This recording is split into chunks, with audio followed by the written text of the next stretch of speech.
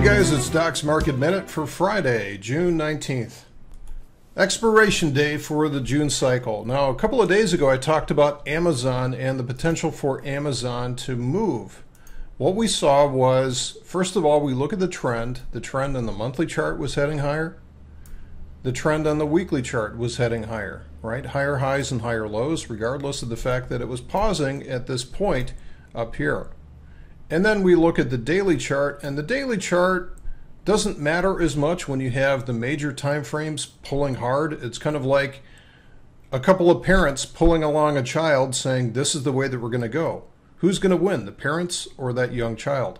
Well, in this case, the daily chart was just consolidating, just coiling up here, just building up potential energy. This is what happens when you wind the spring very tightly. Now, talking about winding the spring tightly, now we go down to the energies.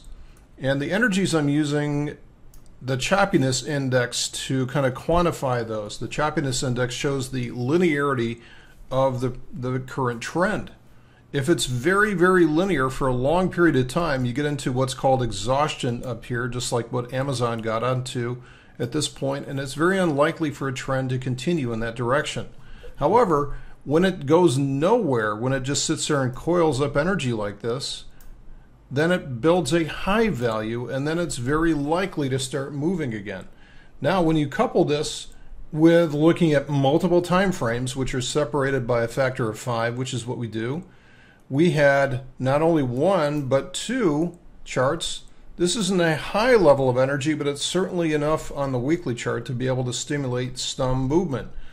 And frankly, isn't that all we need? We don't need to see massive moves. We just need to see it move in a direction, and we can certainly profit from that.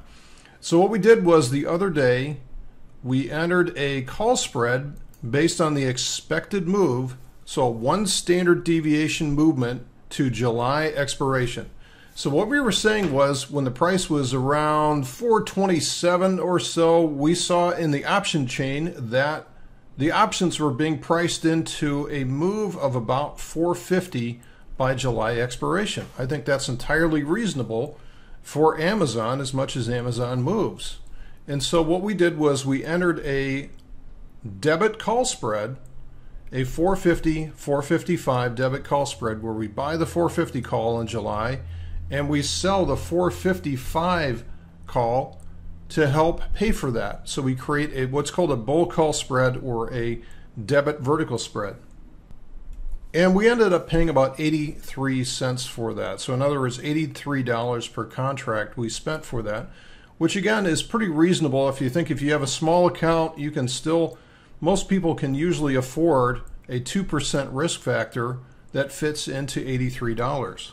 And notice this, after only 2 days, it's already moved significantly towards that target. And this morning, my limit order fired at 100% return, which was $1.71. So it's this simple. We put in these trades, and then I immediately turn around and put in a 100% return. I calculate commissions into that, and it fired this morning, and that's as simple as it is. So 2 days, 100% return, very low risk. This is the type of trade that's working in today's market. Enjoy the expiration today. Have a great weekend. I'll see you back here on Monday.